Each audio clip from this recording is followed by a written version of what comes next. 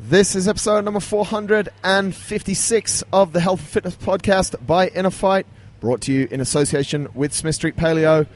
Don't worry if you work 9 to 5 and your wife or husband cooks. Smith Street Paleo has a plan for you. You can get breakfast, lunch, and a snack.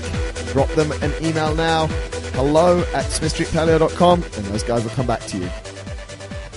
Welcome back to another episode of the Health and Fitness Podcast. I'm Andre Houdet, and today, unfortunately, I'm not joined by my co-host Marcus Smith, but luckily I am with Ed Haynes, who is founder and head of performance and programming at Coastal Fitness Hong Kong.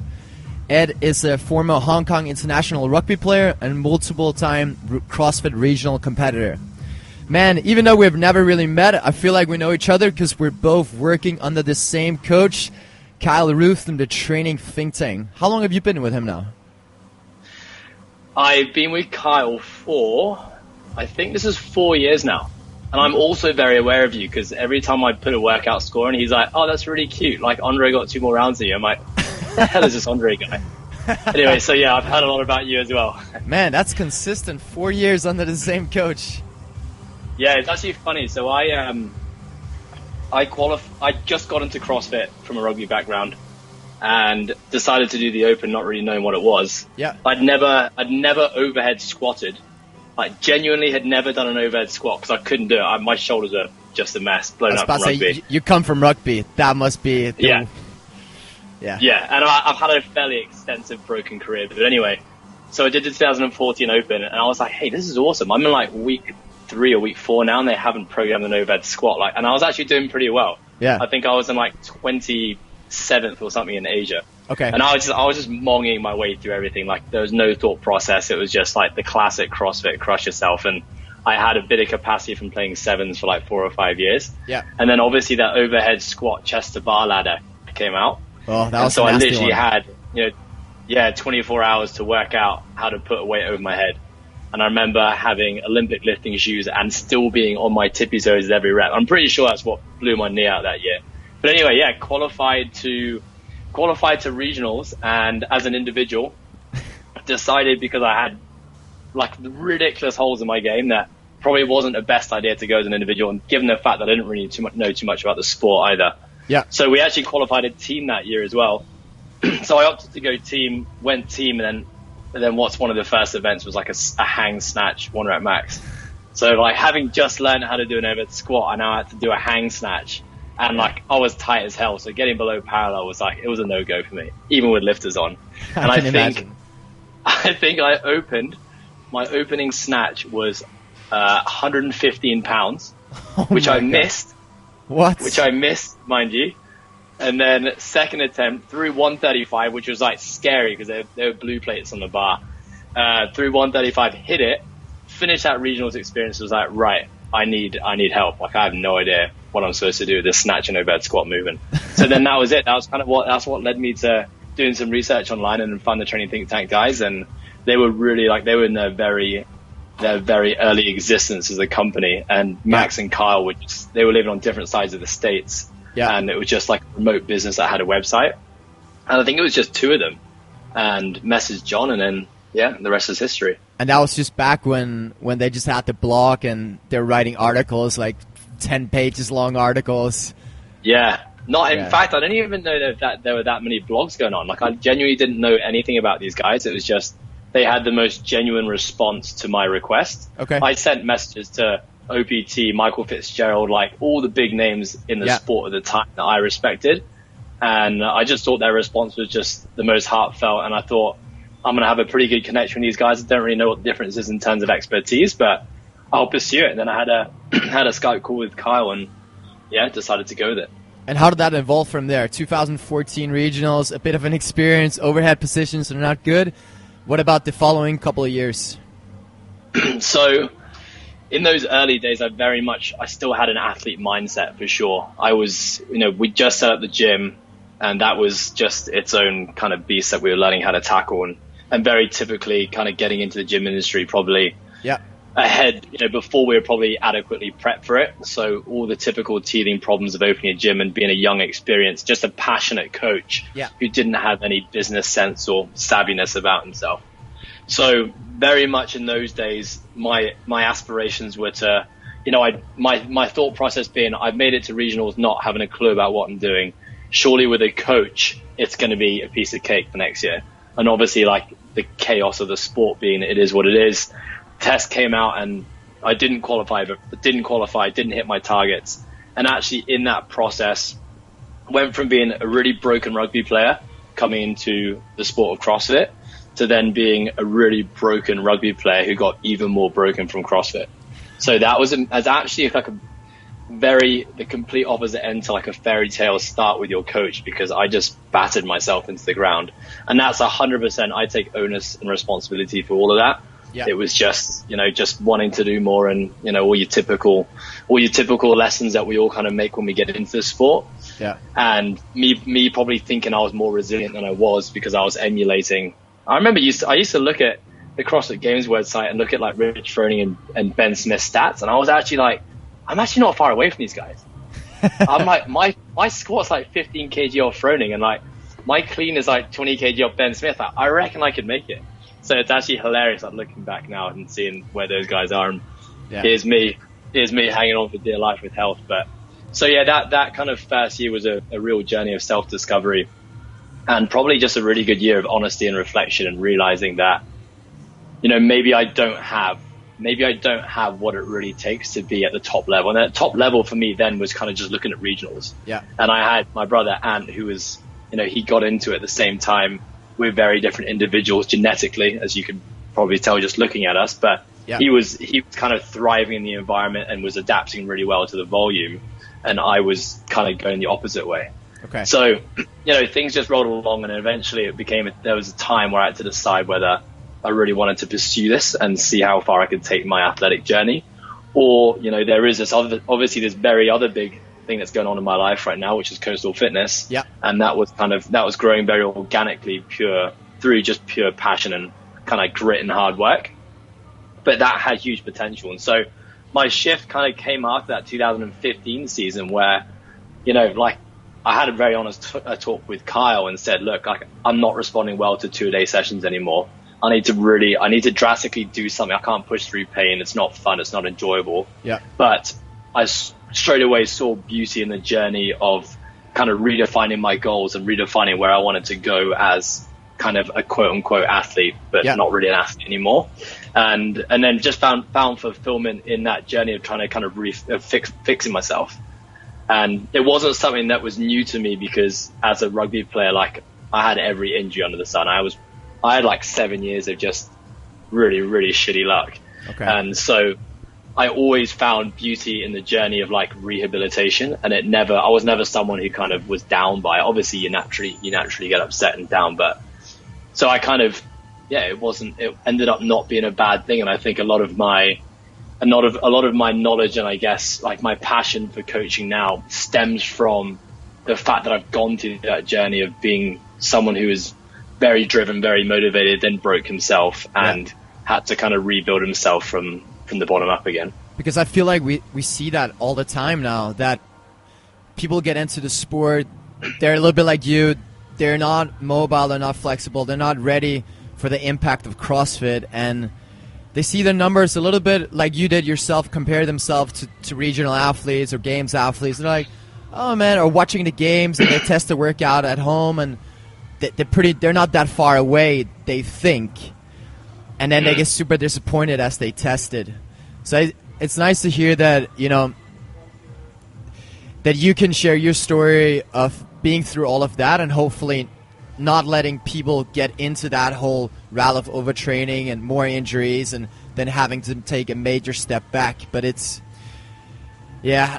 super hard to guide people. I find it myself, like, often the best learners, learn by experience yourself. Even if your coach can tell you, don't do this, don't do that, it's quite a big struggle. Do you have any tips or tricks on how you guide your athletes or your clients, when you know that they're going south and they don't know it themselves and they might start doubting you or doubting the journey?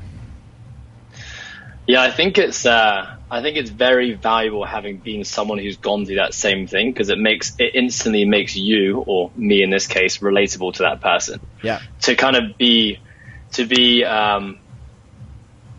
like humble to say that, look, like I've been on exactly the same path you're doing it, and I understand everything that you're doing and why you're doing it. Like, you don't need to explain that to me. Yeah. But obviously when you have stories of what you've been through, and I think I was quite unfortunate, as in like my injuries manifested themselves in pretty drastic means. Like, I tore my ACL again, I tore my MCL, and then I've got degeneration in the knee, had like niggling labrum stuff with my shoulders. So it wasn't kind of just like small tweaks and niggles and, perhaps chronic fatigue that a lot of people get when they get into kind of doing a lot of high intensity training and not recovering. Yeah. It was actually like I hit a breaking point where I actually couldn't do any more.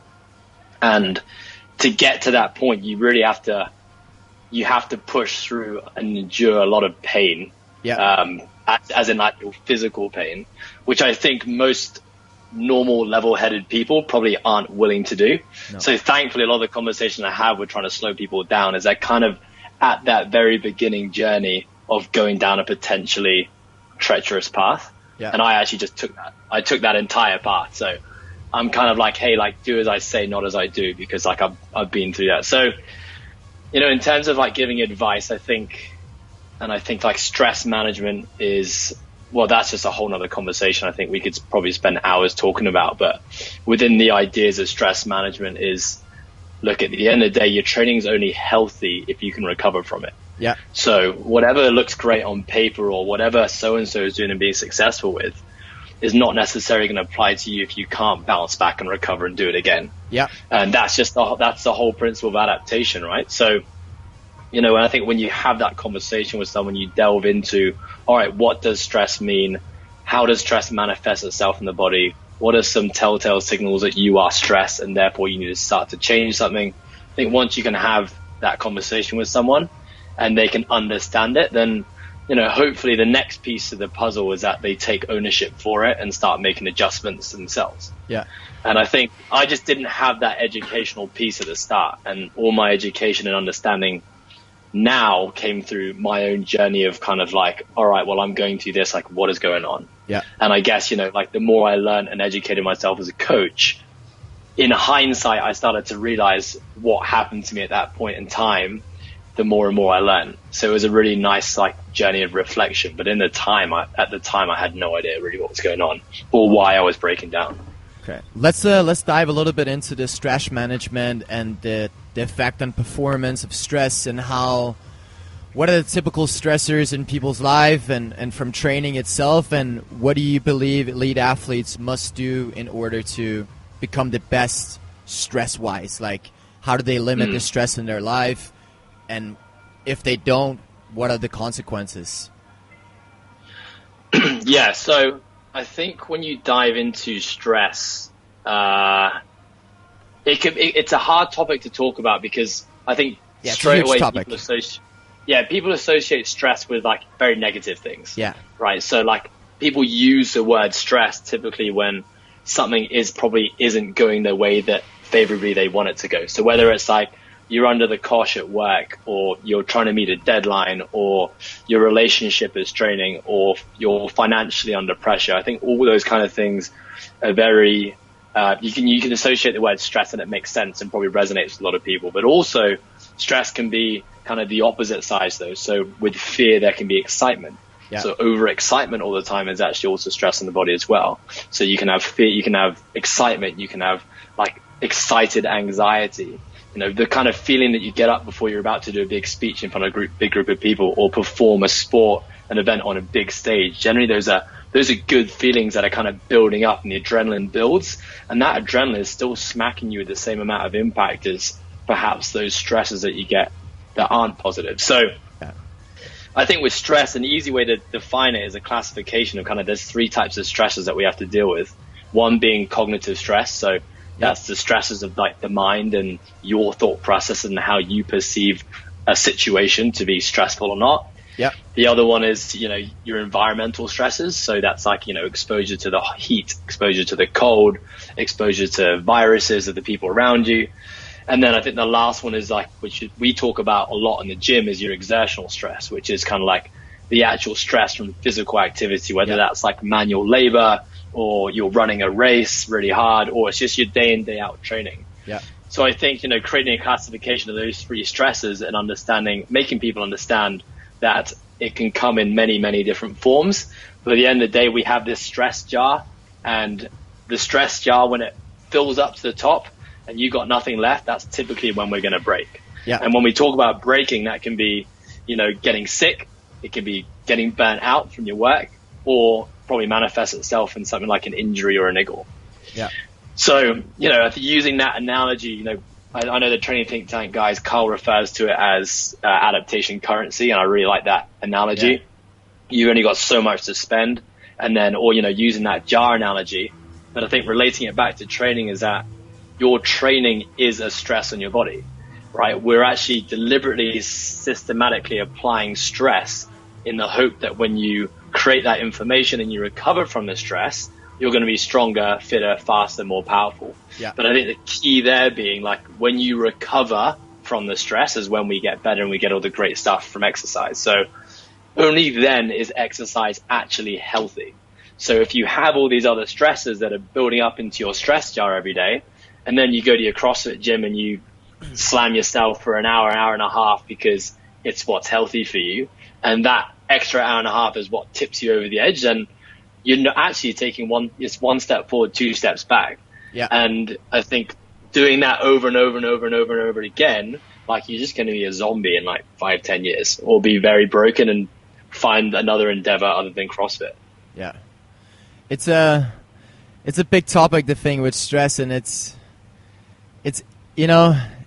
something that I reflected upon the other day when I listened to, or when I watched the CrossFit Games, and I think it was Matt Fraser after the final event, where they interviewed him and asked him, how does he do what he does, and he was explaining that he's basically spread out everything in his life, so he only needs to have one single stressor, and that's from training. So food, nutrition, anything and everything is pretty much spread out. So the only stressor that he put upon his body is simply training. And I guess, go. I think that's just the realization of, like, where CrossFit's gone as a sport now, is that if you wanna hang with the top guys, the top girls, and probably even the top teams now, like, that's the way your life has to be set up. The only stressor that you really should be, exposing yourself to is the stress of training and the stress of competing. Yeah. And I think that's probably a very hard, bitter pill for a lot of people who are aspiring athletes to swallow, because unfortunately most of us aren't set up in a way where we can have financial freedom and, which is a stressor in itself. Yeah. Have financial freedom and dedicate all this time to being, like, a gun athlete. Yeah, because even if you're passionate about what you do, like, that's what I'm seeing with myself, for example, coaching like 8 hours a day and then training about 4 hours, and that's not even including food or shower or changing clothes, and all the small things that you forget to put into account in your calendar. It's like, even if you love what you do and you're passionate about it, it still puts pressure on you, and you're still not recovering while you're working. And it's a big sacrifice, and like you said, it's I don't think a lot of people are willing and maybe able to make that step yet. And that's, I think, what we're going to see, the separation between athletes over the next coming years. Yeah, and I think something that another thing people don't really appreciate is just like that, the ability to have resilience. Like, you can't measure resilience in people, right? No. So when we talk about resilience, we're essentially saying that stress jar that we talked about is that gifted people, their jars are just really big. Like, they have a flower pot and you have a shot glass. And so when you have a flower pot, like, bro, you can handle stresses all day, and actually you might be able to still train 8 hours a day. Sorry, work 8 hours a day, coach 8 hours a day, train 4 hours a day, and still positively adapt. And I think you look at guys like, Vellner, who was juggling like studies on top of his athletic career, and he's still finishing on the podium every year. Like, that is insane. I'd love to see what a guy like that, who had a lifestyle set up to just purely be an athlete, what he could really achieve. Yeah, that's what I mean. I mean, if he only had to focus on training, because he has some crazy stories. I listened to the podcast he was recently on Mind Muscle Project, and and he was speaking about sometimes he's in the gym until like 11 p.m. or he goes for a run at like midnight and stuff like that just to finish up training, and that's just crazy. Like, if he just focused on training for a year, it'd be exciting to see what kind of beast he would become. Yeah, it's actually something I thought about recently, right? So we have a 5:15 class. It's a masculine class. It's dudes only. Well, there's a few girls in there, but it's mainly dudes, and they're the bankers. They've been like 15 years in this banking journey. So like their lives, they've all got wives. They've got like 3 kids. They sleep like 5 hours a night. They're climbing these savage ladders in their banking jobs. Yet they can still come in on a Friday, snatch quite heavy weight with 0 warm-up, with 0 cool-down, and they feel great like all year round. Yeah. And so I look at these guys, and I'm taking the warm-ups, and I'm thinking like, there is no way I could be doing what any of you guys do. And I would consider myself a decent athlete. So then I was like reflecting. I was like, how are these, like, why are some people, and I think about the 5:15 crew when I was thinking about this, like able just to do this? Like, why are they not getting injured?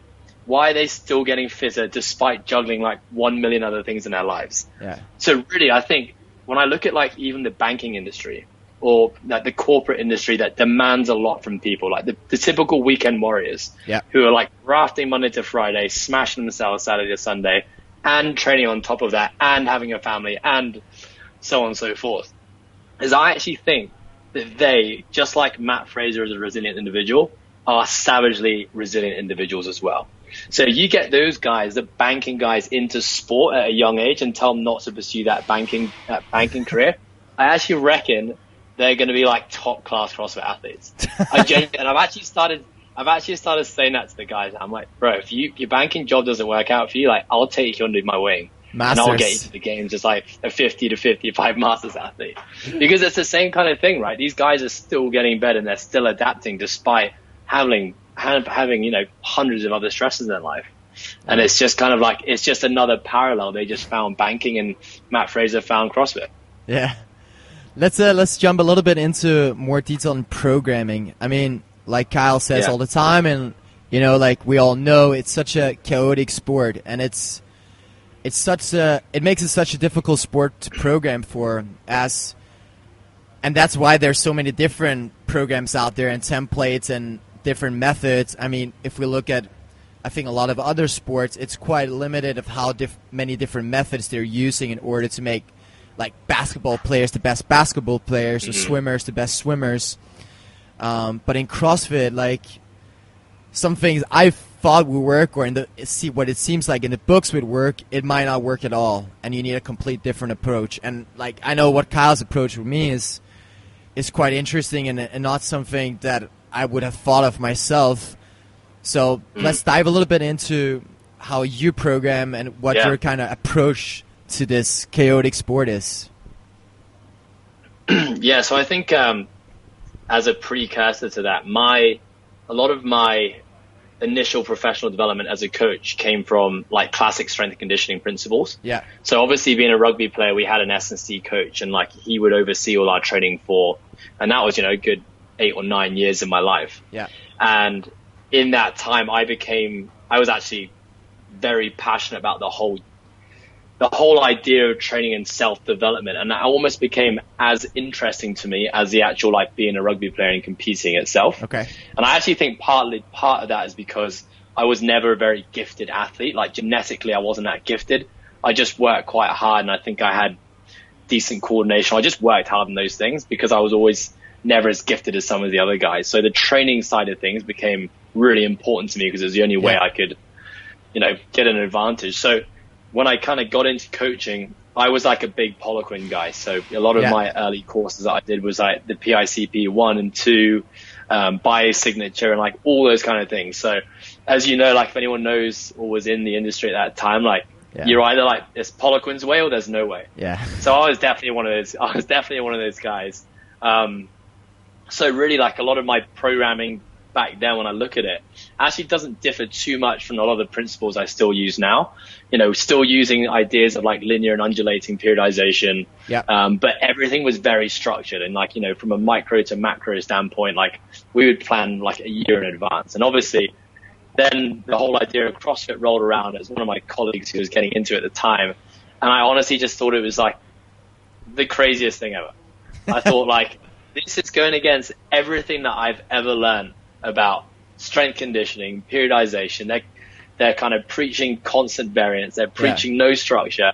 They're like missing all the foundational strength prerequisites that we must go through to get someone strong. So like my initial like relationship or meeting point with CrossFit was very different to most. I think most people do their first CrossFit workout and they're like, whoa, bro, was so hooked. It was awesome. Wanted to do more. I was actually the complete opposite. I was like, this is the dumbest thing ever. Don't want to have anything to do with this. This goes against like the last 6-7 years of my like professional development, but it was interesting. Yeah. It was only interesting seeing guys and girls just doing crazy things that I couldn't do.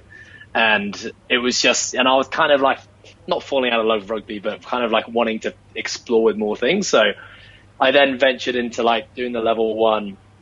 And again, like went to level 1, not to learn. And this is so naive of me. I went to level 1 purely to like bash CrossFit. I had Russell Berger taking my course, and I was like, I'm just going to ask this guy like the hardest questions and see if he actually has answers for him. Okay. So I like kind of came in on my high horse and was like throwing probably really unnecessary questions that actually had nothing to do with what he was trying to teach, but just to be like, nudge my friend and be like, see, I told you this guy doesn't have a fucking clue. So I finished at level 1, came out level 1, and I was like, I'm still not really sold. I think it's pretty stupid. But kind of where I'm going with this is that I kind of sat in a lull after that level 1, still not really knowing if this was something I wanted to dive into from a learning and professional development standpoint. Yeah. And then I stumbled across OPT, and that was the Big Dogs blog back then. So this is before they became OPEX. And I don't know where I heard it. Maybe it was a YouTube video or something, but actually, no, Max was a little bit later, but it was James Fitzgerald was talking about his background as a coach. And he was like, hey, like I was a Poliquin coach. I coached like, college football, I was a strength and conditioning coach. Then I competed in CrossFit Games. Now I've created a system which brings structure to the madness. And like, I heard that and I was like, all right, okay, great. I'm not alone in thinking that this is crazy and that needs to be more systems applied to it. So actually OPT, I would say, would be the person or the catalyst that got me into wanting to explore the idea of CrossFit and what it was all about. Yeah. And so I actually signed up for the level 1 straight away. So that was kind of like 2000 and maybe late 2013, early 2014. So pretty early before they kind of like put out all the marketing stuff to kind of get their certification program out there. Yeah. And that was kind of like, there were just loads of light bulb moments going on for me at that point. It was kind of like, all right, this guy is applying, or this idea is that we take sound S&C principles and we just apply them to the sport of CrossFit, which, as you said, is really chaotic and it's still new. It's in its infancy. So like, where do you even start? But that was a big eye opener for me. So I guess, my approach now is, working from like a limitation based approach. So, if you have an athlete who has 100 different skills they need to be good in, or let's say strength qualities or capacity and endurance qualities they need to be good in, it's just basically looking at all of those relative to what their goals are and where they want to be within the sport, and just addressing the lowest hanging fruit. And I think that's the kind of the simplest way I can put it. So let's paint a picture. If you have someone who wants to go to regionals as an individual competitor, the great thing about regionals is we have statistics on all the guys and the girls who compete at that level. Yeah. And you can just basically look at it. You can even almost put it in an Excel spreadsheet and say, okay, so the average competitor, male, female, is doing X, Y, and Z. Here's where we're at. Where our X, Y, and Z is not up to scratch, but Z is way below X and Y.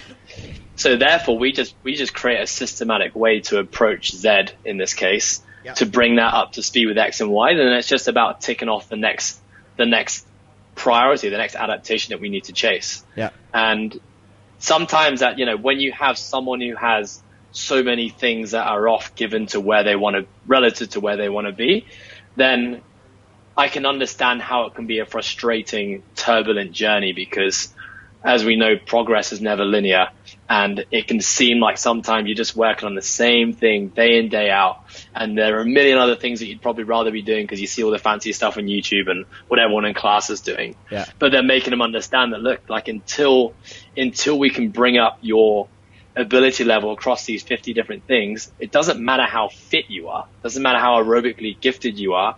If you constantly get bottlenecked in a Metcon by the same movement, let's say a chest to bar pull up or a muscle up, then like all that fitness is worth nothing because we can't express it in this workout. Yeah. So I guess the limitation based approach, address the lowest hanging fruit, bring that thing, whatever it is, up into a level that we're happy with for now. And then it's just about addressing the next priority.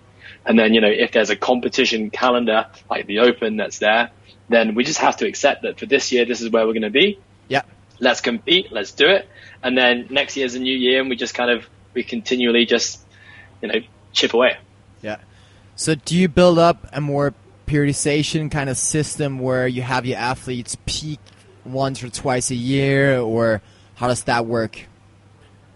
Yeah, so I think it's obviously really case dependent. When you have someone who's, perhaps their goal is just the Open, then essentially we have, 10, 11 months of a year just to continually wave between accumulation and intensification to bring them up to a level where when the Open comes, I want you to be as good as you can possibly be relative to what the Open's probably going to test. Yeah. And so, going off historical data, perhaps, who knows, having a really great 1RM and a clean and jerk and snatch isn't going to be the biggest priority relative to cycling like a light to moderate barbell and being proficient in moderate to high volume gymnastics, for example. Yeah.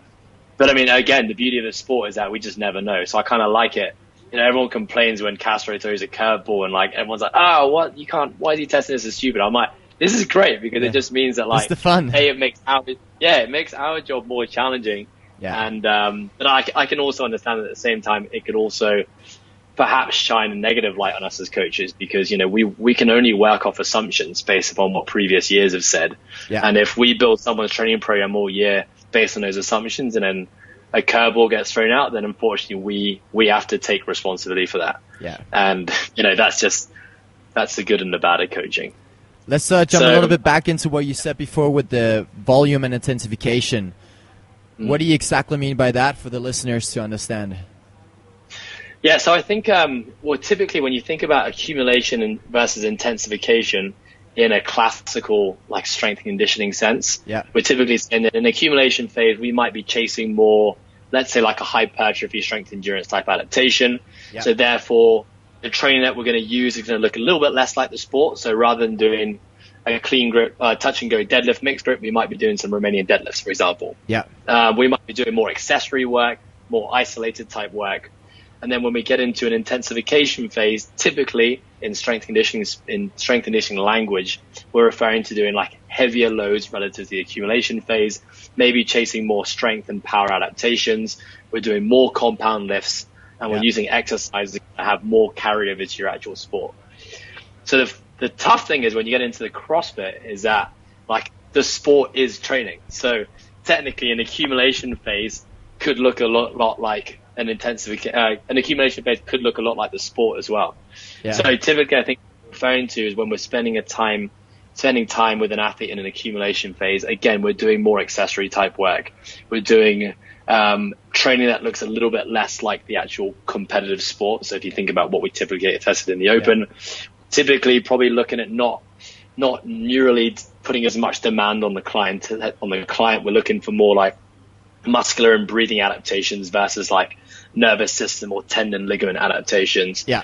But also really important is that you can't just spend, even if a client has priorities which are more accumulation bias, where we just need to spend time like breaking down skills, isolating things, working out to a good level. But eventually, at some point within, periodically throughout the year, you're going to have to expose that person who isn't quite ready to what the actual sport is going to demand. Yeah. So you're going to have to create, chaotic metcons and like things that don't look smart on paper because at the end of the day, when February, March rolls around, like that's what you're going to have to do. And if you spend all year, in your first year of CrossFit, just doing isolated training, and then suddenly like you get whacked with, I don't know, dumbbell front squats, burpees over dumbbells, and a clean 1RM. Like, how you have to kind of be prepared for that. Yeah, I remember in my first year, man, it was the same. All isolated training. Like, I could row a hard 5K. I could do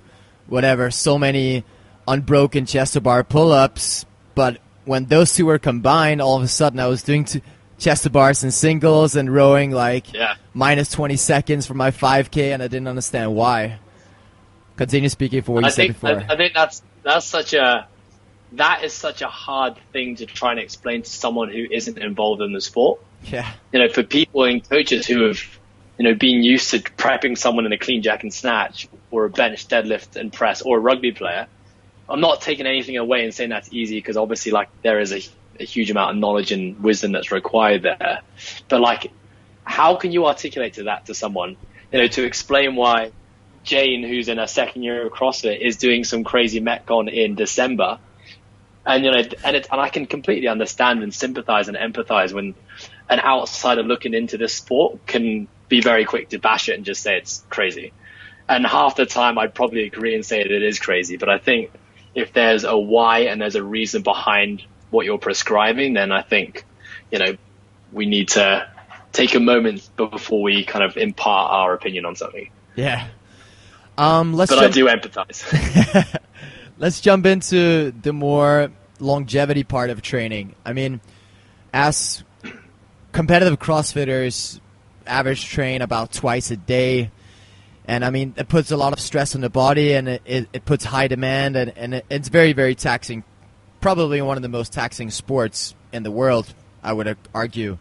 What are your go-to things when it comes to longevity? Like, how do we ensure that an aspiring athlete that want to compete for the next, let's say, 5 to 8 years at regionals, at games, what are the things that these kind of athletes need to take into consideration and need to take ownership of in order to continue that sort of unlinear or linear progression? Yeah. Are we talking about, so we're talking about competitive athletes here? Yeah. Yeah, because I think obviously it would be a very different conversation if we're talking to our kind of everyday class decline.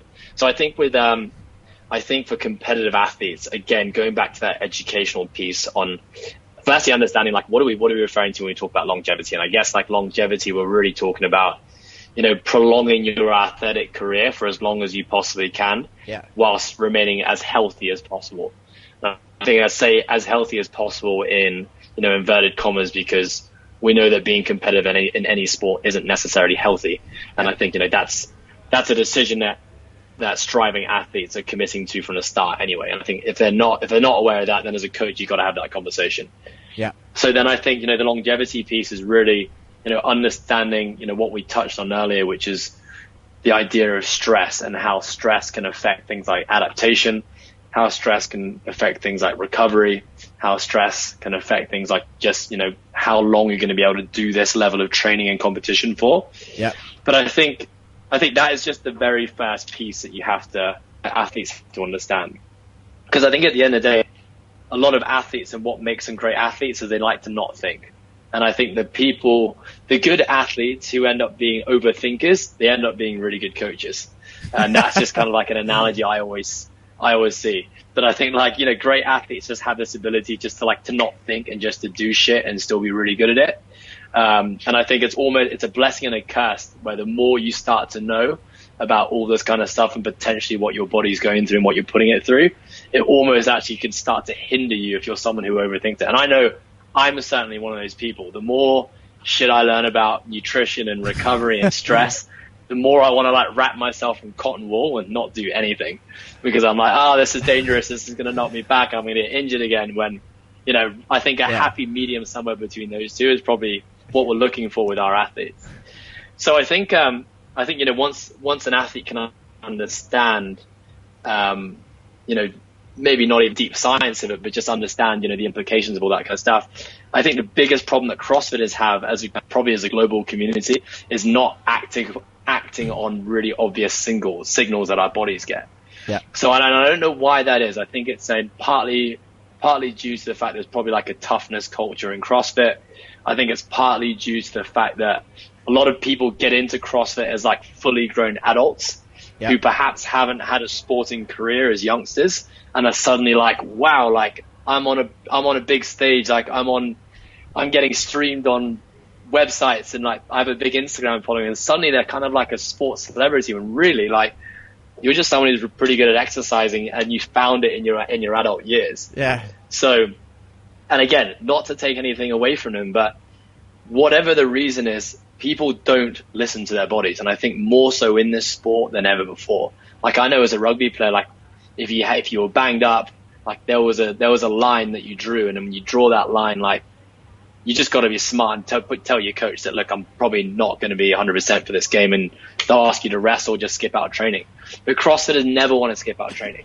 Like if you're skipping out training, like you're letting yourself down, you're letting your colleagues down. If you have a coach, you're letting your coach down, and like it's just not something that CrossFitters do. So I think the next thing is, once you understand that educational piece of the impact of stress and what it has on our bodies, is then taking responsibility for yourself and acting appropriately. Yeah. And so I think if we use the example of like higher level athletes who are working, most of us are working with coaches like you and I who are remote, who don't get to see us every single day. Yeah. Is that, we probably feel obliged. I certainly do myself, even though I'm the one talking about this whole thing, is that, you feel obliged to complete your program for the day. Because, we financially invested in it. We've created a time investment to do it. And like, I have a coach who's there reviewing my results, and like, I want to do him proud, as ridiculous as that sounds. Yeah. And, if feeling.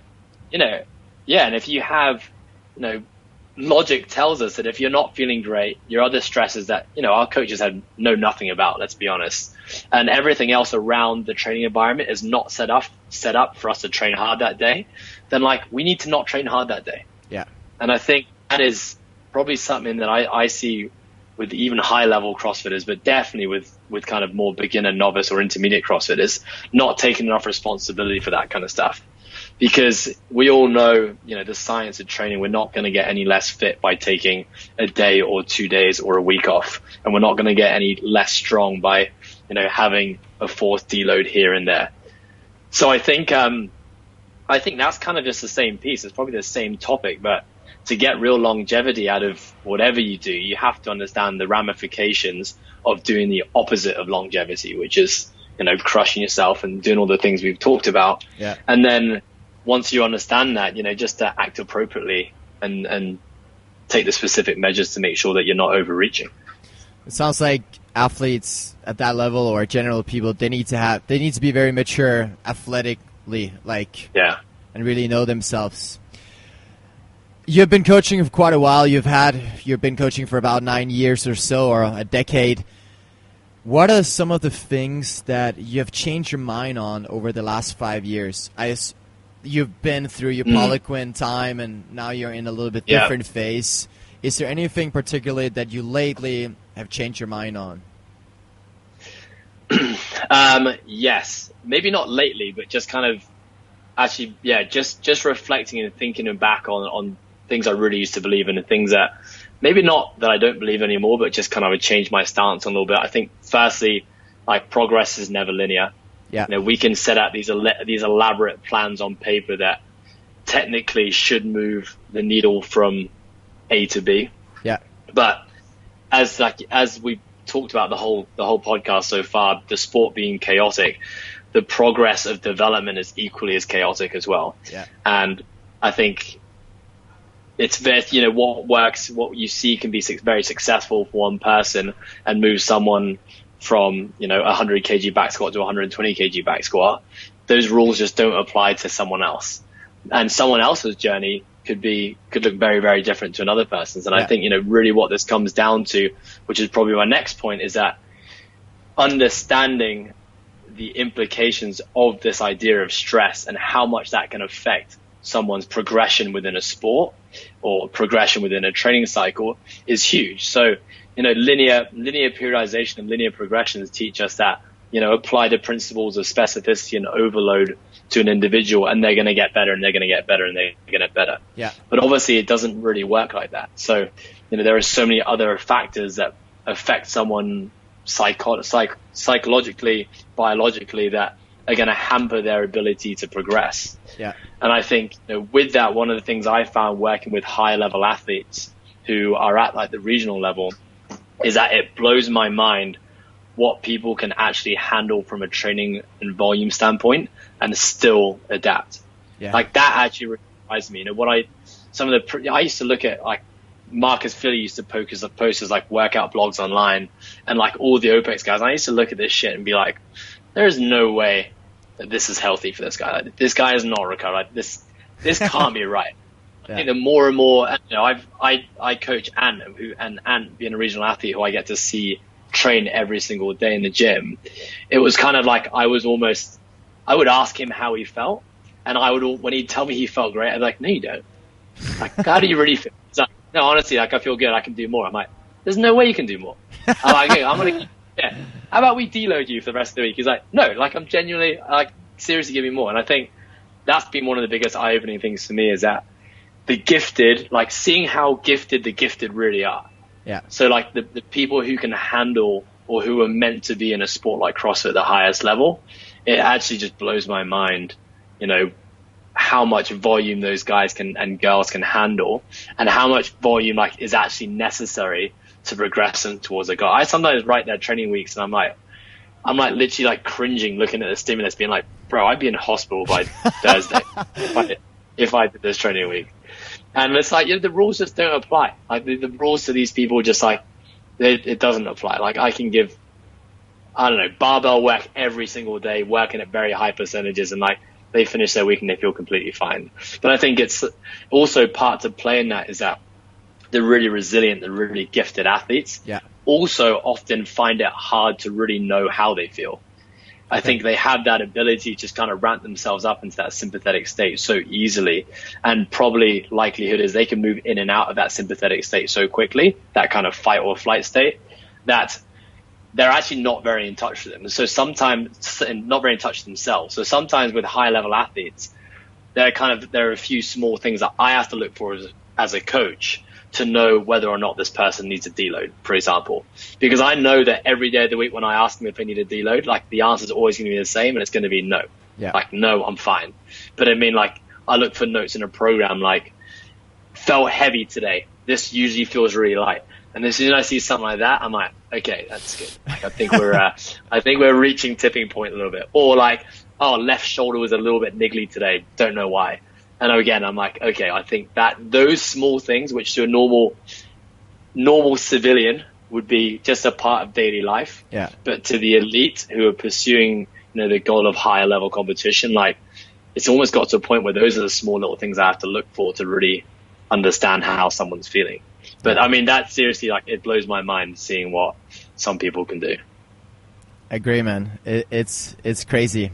Let's move a little bit more on to you as a coach and you have a business with several coaches, and I know you educate them a lot, and you guys spend a lot of time building your team, and you have a podcast now as well that we're gonna lead people over to. Let's talk a little bit about what you think defines a great coach, or what you're trying to teach your coaches or aspire to be yourself. What are the characteristics? Yeah, it's actually funny you asked that, because I put a post, I think, on my Instagram a few weeks ago, because I got into a conversation with one of the coaches who, in one of our professional development sessions, he says, like, what do I need to become a better coach? And I said, well, I think let's start by defining like what a good coach is and finding a middle ground, so we actually have something that's kind of tangible to shoot for. So I don't know where I heard this. I'm probably going to steal this from Max partly, and probably Max for Training Think Tank, and probably, I don't know, someone else I've heard say this, but I've kind of narrowed it down to 3 things that I think define a good coach. One being, and this could be viewed as referrals in a gym, but for people who work with that coach to say out loud that so-and-so is a good coach, and like having that articulation and expression and kind of like being a flag waver to say that so-and-so is a good coach, I think rings a lot of truth in the actual effectiveness of the coach. Because there are 1,000 different ways to skin the cat.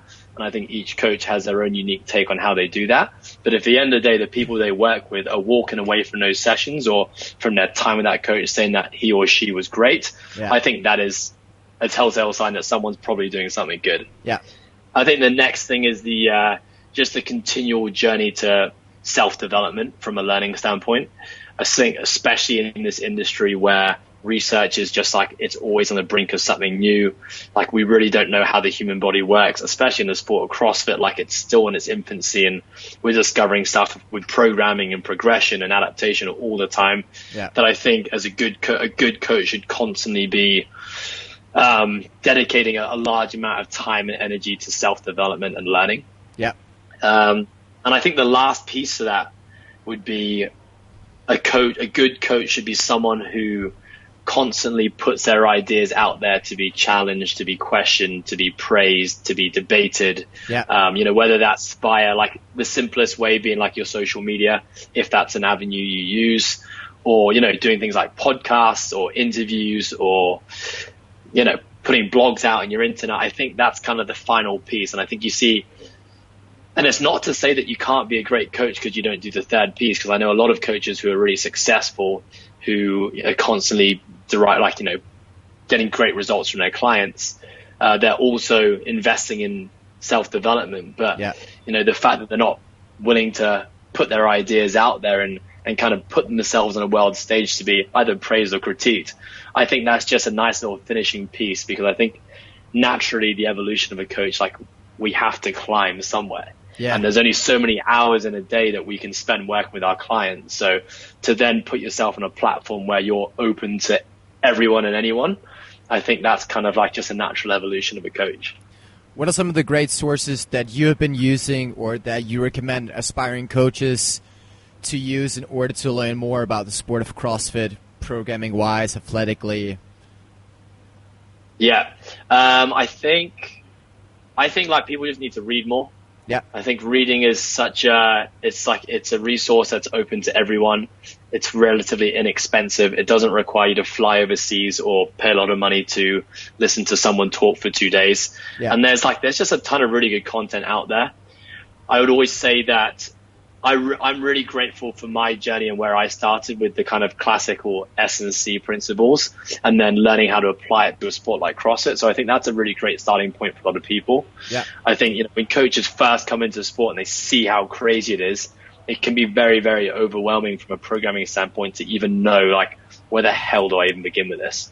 Yeah. And so I think if you understand the idea of like logically laying something out and like creating a plan to move from A to B over time, then you just need to be involved with the sport, and you can start to apply those principles. So I think that's a great place to start.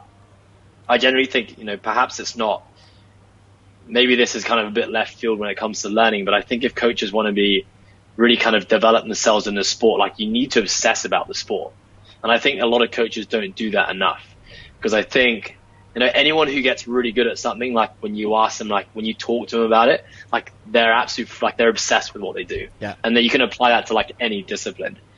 And I think if you're going to be a coach working within the sport of CrossFit specifically, like you need to be like obsessing about it. So that means you need to be stalking people on Instagram. You need to be watching stuff on YouTube all the time. You need to be assessing yourself. You probably should be, on some form of journey yourself with regards to your own athletic development, even if you don't want to be an athlete. But just, there are so many nuances that you learn from your own journey that you can apply to your clients. So I think, in a nutshell, that was a very long-winded answer to your question, but it would be read more, obsess about the sport. And if there was literature that would be a really great starting point, it would probably be like read a book about periodization from that's maybe not even CrossFit related, and then kind of like delve into more sports specific stuff. Yeah, perfect. That's some great tips. We are unfortunately running a little bit out of time. We always finish out our podcast with one final question. And you've already been giving us plenty of advice, but if you had one advice that you've been given or learned that you want to pass on to our listeners, what would that be? You can only choose one. Yeah, I'm prepared for this, thankfully. Perfect. I would say it's actually pretty clear to me. It would be just don't be afraid to make mistakes. Yeah. And like, that's been reframed in so many different ways. Either you win or you learn, or success always stems from failure. But like, I think that's those three ways of coining it are exactly what I mean. It's just like, don't be afraid of failure or making mistakes. Like, it's going to happen. And every time it does happen, like, that's when you're going to bounce back, and that's when you'll probably be really successful. That's a very, very good tip. And especially for coaches, athletes, anything. It pretty much applies to anything and everything. Agreed. Last thing, how do people get in touch with you? I know you have an Instagram account at Ed Haynes Coach, or it's Ed _Haynes _coach. Yep. Where can Coastal Fitness HK would be our company Instagram account. Yep. And our website is Coastal Fitness HK. Sorry, our Facebook is Coastal Fitness HK, and our website is also Coastal Fitness HK. Perfect. I wouldn't say there's too much interesting on my Instagram profile, but come along. Test it out. I definitely think there is. I mean, a lot of the reason why I have you on the show is definitely because of all the stuff I've been seeing you post on your Instagram account, and also what I've just heard from Kyle. So if you guys are finding this podcast interesting, you should definitely hop over to Ed's Instagram, and you can also follow his brother, who he's working closely with, to follow his journey and see how that's going. And you guys started a podcast recently, correct? We did. We're only 3 episodes in. Boom. It is very much in its infancy. There's no sexy background like you guys have just yet, but we have pulled a lot of inspiration from your podcast. So Perfect. We're loving what you guys are doing, and we're kind of modeling ourselves or trying to emulate something similar. But yeah, we're just on YouTube at the moment. We haven't really worked out how to get into iTunes, but it's a work in progress. It's Saeed who is the co-host, right? Yes. Yeah, man. Okay. Yeah, and he did say to say hi. Yeah, say hi back. I know him from Dubai. All right, man. Well, thanks a lot for taking your time. It's been a really good chat, and hopefully we can get you on again in 6 months, a year's time, and see what new things you've learned about the chaotic sport, and how you've changed your programming and your approach, and just how everything business and podcast is going. Thanks, Andre. Really appreciate you guys getting me on here. It was a pleasure, man. Speak soon, and have a nice day. Cheers, Andre.